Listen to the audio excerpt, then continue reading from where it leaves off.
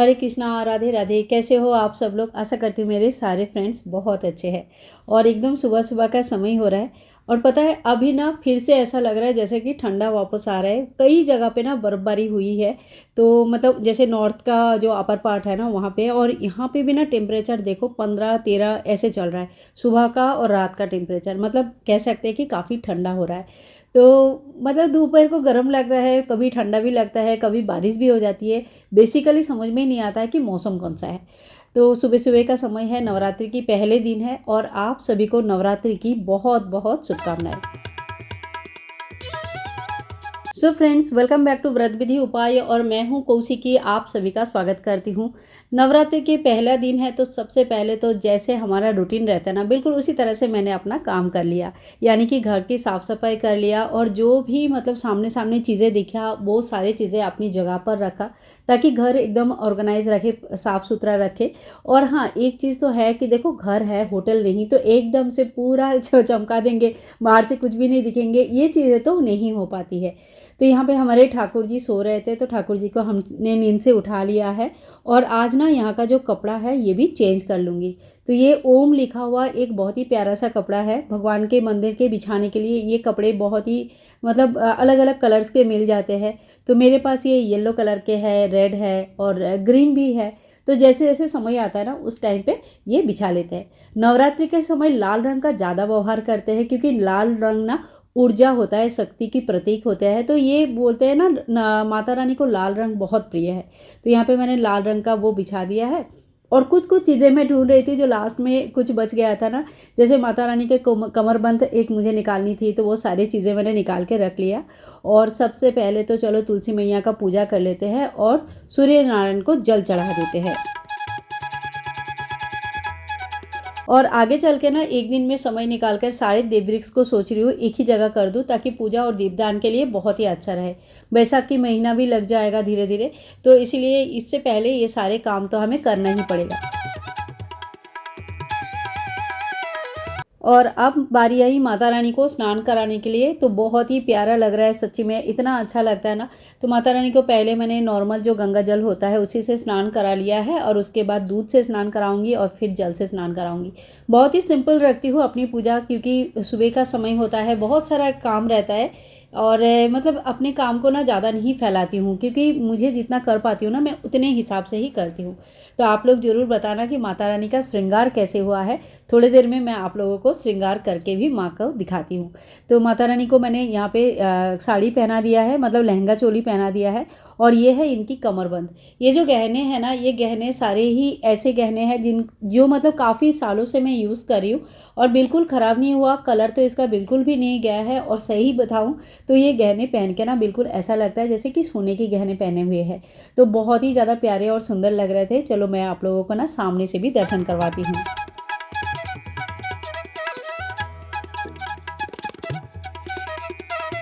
माता रानी तो तैयार हो गई है, बहुत ही ज़्यादा सुंदर लग रहा है। और ये ना वही वाला चुनरी है जो लेके आई थी, जिसमें माँ लिखा हुआ है, ओमकार है, स्वास्तिक है। बहुत ही सुंदर लगा था मुझे ये चुनरी।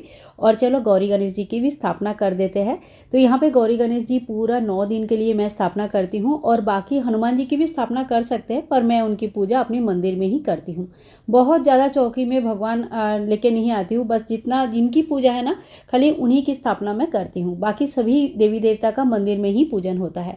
और अब बारी आई है घट स्थापना का, कलश स्थापना का। तो हमारे यहाँ पे ना, हमारे ससुराल में नियम है कि ज्वारे नहीं बोया जाता है। तो मैं ज्वारे आज तक कभी भी नहीं बोई हूँ। आपने मेरा कभी भी कोई भी वीडियो देखे होंगे नवरात्रि के। और लेकिन कलश स्थापना करते हैं, तो मैं भी यहाँ पे कलश स्थापना कर रही हूँ। यहाँ पे आम के पत्ते 1-2 दिन पहले ही मैंने मंगवा लिया था, जिसके वजह से थोड़ी सी आपको ये सूखी हुई नज़र आ रहे होंगे। लेकिन मैंने इनको ना अच्छे से पानी में भिगो के रखा था। बेसिकली ना यहाँ पे आम के पत्ता मिलना थोड़ा मेरे लिए मुश्किल होता है। किसी के घर में जाके मांग के लाना मुझे अच्छा नहीं लगता है। और हमारे यहाँ पे मतलब सोसाइटी के अंदर कोई आम का पौधा व पेड़ नहीं है। अब चलो वो तो एक अलग बात हुई, लेकिन यहाँ पे ना मैंने कलश स्थापना के लिए ये सारी चीज़ें रेडी करके रखा है। और मैंने जो वीडियोज़ आप लोगों के लिए लेके आती हूँ जिसमें पूजा विधि या कोई भी नियम कानून शेयर करती हूँ ना, उसमें सारे डिटेल्स में शेयर करती हूँ। तो ये ब्लॉग है, यहाँ पे मैंने डिटेल्स नहीं शेयर कर रही हूँ, बस आपको दिखा देती हूँ कि क्या क्या चीज़ें मैंने यूज़ किया हुआ है। तो यहाँ पे कलश स्थापना मुझे एकदम टाइम पे करना था, क्योंकि जो पहला शुभ मुहूर्त होता है ना, उसी में कलश स्थापना करना मुझे बहुत अच्छा लगता है। कभी कभी स्कूल रहता है या सिचुएशन कुछ ऐसा हो जाता है तो मैं दूसरे वाले जो अभिजीत मुहूर्त आता है ना, उसमें भी कर लेती हूँ।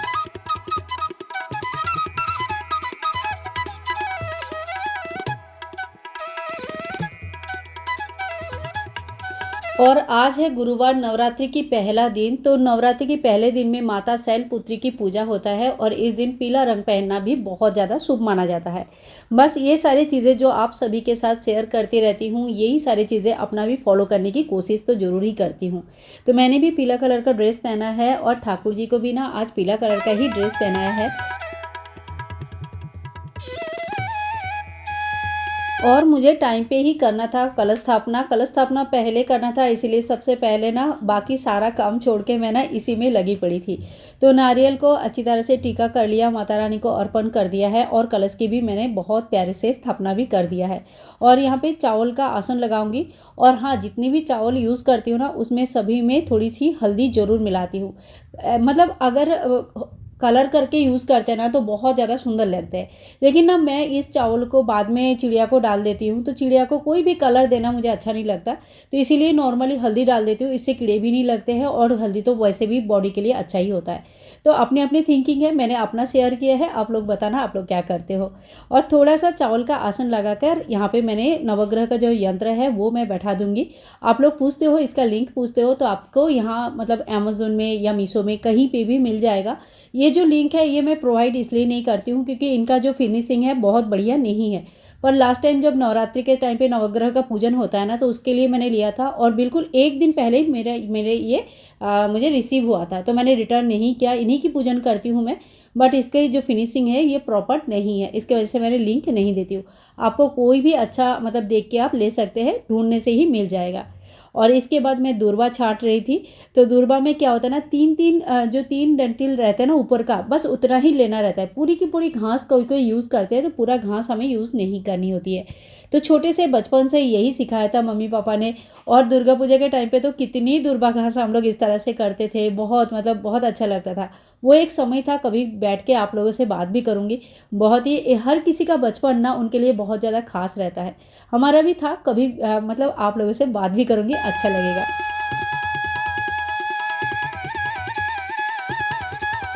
और यहाँ पे जो गेंदे के पौधे आए हैं ना छोटे छोटे, इसमें काफ़ी सारे फूल आते हैं। थोड़ी बहुत फूल मैंने निकाल लेती हूँ, ठाकुर जी को चढ़ा लेती हूँ।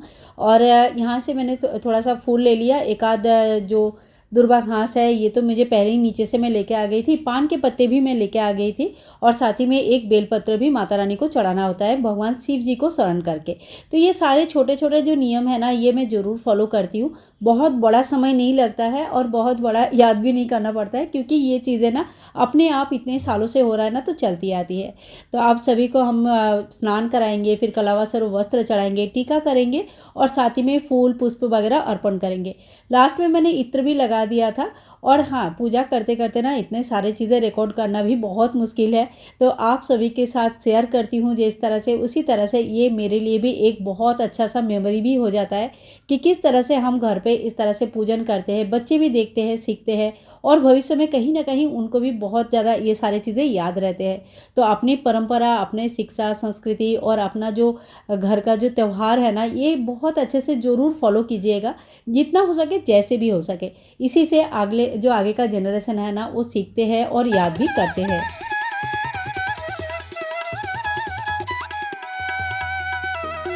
तो यहाँ पे मैंने दिया का पूजन कर लिया है, गौरी गणेश जी की पूजन कर लिया है, दुर्वा घास चढ़ा दिया है और माता रानी के सामने एक बेलपत्र भी मैं चंदन लगाकर जरूर चढ़ाती हूँ। जब हम लोग छोटे थे ना, आप लोगों को कह रही हूँ ना कि बहुत अच्छे अच्छे कहानियाँ हैं जो आज भी याद आता है। बेलपत्र का 108 बेलपत्र बिना टूटा हुआ लेते थे। गाँव था, गाँव में कोई भी चीज़ मिलना इतना मुश्किल नहीं था। शहरों में जो छोटे छोटे चीज़ों के लिए हमें बहुत स्ट्रगल करना पड़ता है ना, गाँव में वो चीज़ें बिना मांगे ही मिल जाती है। तो 108 बेलपत्र की माला बनती थी। साथ ही में पारिजात का जो फूल होता है ना, शारद नवरात्रि की बात कर रही हूँ, ये तो चैत्र नवरात्रि है। उस समय पारिजात के फूल बहुत आते हैं, मतलब जो अक्टूबर का टाइम होता है, तो उस फूल से माला बनाती थी। और दुर्गा माँ का मेढ़ में जितने भी देवी देवता होता है सभी के लिए माला बनता था। सुबह 6 बजे तक, हम लोग इतने छोटे थे फिर भी सुबह 6 बजे तक हमारा सारा माला बन के तैयार हो जाता था। सभी देवी देवता को दे के पुजारी जी माने पूजा में बैठेंगे उससे पहले ये सारी चीज़ें रेडी करके वहाँ पे रख दिया जाता था। तो वो दिन याद आता है ना, तो आज भी कुछ ना कुछ एंथू आ जाती है कि हाँ, एक टाइम पे इतना अच्छा करती थी जब इतनी छोटी थी, तो आज तो थोड़ा बहुत पता चल गया आज क्यों नहीं। और ये जो मसाले के डब्बे लिया था, आप लोगों के साथ शेयर किया था, रात को ही इसे धो के अच्छे से रख दिया था। और इसी में माता रानी का जो भोग है, जो रेगुलर बेसिस पे सुबह चढ़ेगी, जैसे रामदाना हो गया, फिर बतासा हो गया, लौंग इलायची हो गई, ठीक है, ये सारी चीज़ें मैं इसी के अंदर रख दूँगी। और भी एक दो चीज़ें अगर जैसे मेवा वगैरह लाना है, किशमिश तो मैंने ऑलरेडी रख दिया है, तो वो भी मैं इसमें रख दूँगी। तो सवेरे की पूजा के लिए सारी चीज़ें तैयार हो गई है। और ये है मेरा थोड़ा सा मैंने श्रृंगार लेके आती हूँ पहले दिन माँ के चढ़ा के, फिर जो है ना मैं यूज़ करती हूँ। और इसके बाद अष्टमी नवमी की मैं फिर से श्रृंगार चढ़ाती हूँ, जो कि दान कर देती हूँ, ठीक है। तो इस तरह से मेरा जो है ना नवरात्रि की तैयारियाँ होती है, छोटी सी ही सही, लेकिन हाँ, हर चीज़ थोड़ा थोड़ा करके करने की कोशिश ज़रूर करती हूँ। और अब बनेगी दरवाजे में स्वास्तिक, तो स्वास्तिक दरवाजे में ज़रूर बननी चाहिए। चाहे आप गुरुवार के दिन थे, एक बार मुझे लगा कि हल्दी से बनाऊं, फिर लगा कि बार से वाला त्यौहार होता है, माता रानी को पसंद है लाल कलर, तो रोली से यहाँ पे मैंने स्वास्तिक बना दिया था। माता रानी का दर्शन कीजिए, बहुत ही ज़्यादा सुंदर प्यारा सा लग रहा था। और अब बनाऊँगी भोग। तो सबसे पहले तो यहाँ पर मैंने हलवा बना लिया। एक साथ बहुत ज़्यादा भोग मैं नहीं बनाती हूँ, एक एक करके धीरे धीरे भोग बनता रहता है, माता रानी को भोग लगता रहता है। जैसे सुबेरे के मैंने पान के पत्ते में कुछ भोग चढ़ा दिया था, और अब जो है ना ये भोग चढ़ाएंगे हलवा का। इसके बाद दोपहर को, शाम के टाइम पे कुछ भोग बनाऊंगी, फिर रात को कुछ भोग बनाएंगे। तो इस तरह से मैं धीरे धीरे आराम से अपना काम करती रहती हूँ। एक्चुअली इंसान को ना उतना ही काम करना चाहिए, या उतना ही करना चाहिए जो वो अच्छे से कर पाए। आजकल ना लोग बहुत ज़्यादा देखा देखी शुरू कर देते हैं और कुछ दिन बाद ना थक जाते हैं। तो बिल्कुल ऐसा मत कीजिएगा, अपनी खुशी से आप जितना कर पाएंगे ना उतना ही कीजिएगा। और ये बन रही है मेरी फेवरेट चाय, इसके बिना तो मेरा दिन शुरू ही नहीं होता है। तो आज तो मैंने खैर चाय नहीं पिया है, पूजा होने के बाद ही पीऊँगी। पर मतलब बहुत ही प्रेम से प्यार से मैं अपना चाय बनाती हूँ। और ये है लेमन ग्रास, जो कि चाय में डालूँगी, जो कि बहुत ही अच्छा लगता है खाने में। मतलब टेस्ट वाइज इसका अच्छा है, हेल्थ वाइज भी अच्छी है। तो चलो इसे भी डाल देते हैं। और दूध गर्म हो गया है, हलवा बना दूँगी, भोग लगाऊँगी, फिर बच्चों के लिए रोटी बनाऊँगी। रोटी और हलवा ये लोग खा लेंगे अपना ब्रेकफास्ट में, और साथ में हमारा भोग का भी काम हो जाएगा।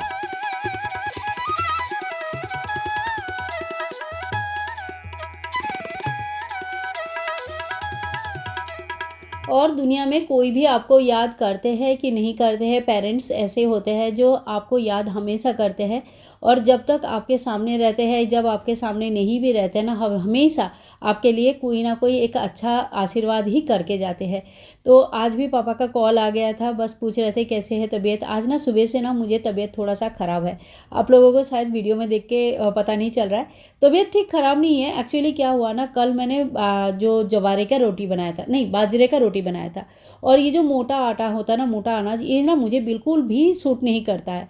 तो ये खा के मुझे पहले भी एक बार पेट दर्द हुआ था, पर मैंने ना इग्नोर किया। मुझे लगा पता नहीं किस चीज़ से हुआ होगा, तो मैंने इग्नोर कर दिया था। और बाद में फिर से जब कल बनाया, फिर से जब मुझे सुबह से पेट दर्द हो रहा, तो मुझे समझ में आया कि इससे मुझे एलर्जी है, और शायद मुझे ये मोटा अनाज नहीं खाना चाहिए। बिल्कुल इसी तरह से ना कुट्टू के आटे से भी मुझे बहुत ज़्यादा एलर्जी है। खाने में अच्छा लगा था, मैंने खा लिया था, बट उसमें ना मेरा पेट दर्द बहुत ज़्यादा हुआ था। तो बस आटा के ऊपर और ज़्यादा एक्सपेरिमेंट नहीं करनी है, क्योंकि पता चल गया कि कोई कोई आटा ही है जो मुझे सूट करता है, और बाकी सारी चीज़ों में बहुत ज़्यादा एलर्जी हो रही है।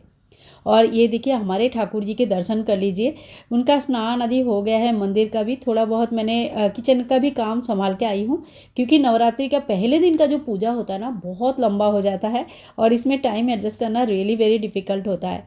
तो यहाँ पे हमारे ठाकुर जी एकदम तैयार हो गए, पीले ड्रेस में, गुलाबी चुनरी में, राधा रानी लाल चुनरी में, इतने प्यारे लगते हैं ना, सच्ची में बहुत ज़्यादा प्यारे लगते हैं।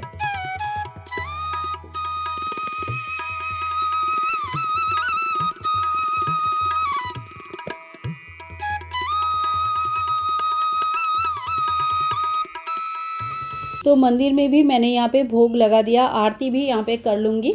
और मंदिर में आरती होने के बाद जो है ना, मैं अपनी माता रानी के सामने भी आरती कर लूँगी। आरती सबसे लास्ट में करते हैं। और हाँ, पूजा पाठ के साथ साथ पाठ का भी एक बहुत बड़ा नियम रहता है। तो मैं पाठ नॉर्मली शाम के टाइम पे ही कर लेती हूँ, क्योंकि सवेरे फिर एक साथ बहुत ज़्यादा हो जाता है। फिर बीच में खाना बनाना और कभी कभी तो बच्चों का स्कूल भी होती है, तो बार बार नियम चेंज हो जाता है। फिर कभी एक होता है, कभी दूसरा होता है, इसीलिए सारा चीज़ें एक जैसे ही रखा है। और ये देखिए, माता रानी जहाँ पे बैठे थे वहाँ पे मैंने बेल पत्र रख दिया है पीतल का। और क्योंकि ये जगह ना खाली नहीं रखते हैं, आप माता रानी का अलग से चौकी लगाकर वहाँ पे पूजा कर सकते हैं, मंदिर से निकाल कर, कोई दिक्कत नहीं होती है। बस जहाँ पे माता रानी बैठते हैं ना, वहाँ पे एक फूल या एक बेलपत्र, ये कुछ कुछ भी एक मतलब शुभ चीज़ रख देना होता है, कि उनकी मतलब वो बैठे हैं यहाँ पे और अब ये जगह खाली नहीं है। और छोटा सा जो मैंने आरती करने वाला लिया था ना, ये सच में बहुत अच्छा है। घी का छोटा सा एक दीपक मैंने यहाँ पे जलाया है, और इतनी अच्छी तरह से इतना देर तक ये प्रज्वलित रहा ना, मैंने एक्सपेक्ट नहीं किया था इतनी छोटी सी जगह पे ये इतना लंबा चलेगा। तो बहुत ही अच्छे से मैंने यहाँ से आरती कर लिया था, और थोड़ी सी कपूर भी यहाँ पे टुकड़ा करके मिक्स कर दिया। तो इससे ना खुशबू भी अच्छी आती है और कपूर की आरती भी हो जाती है।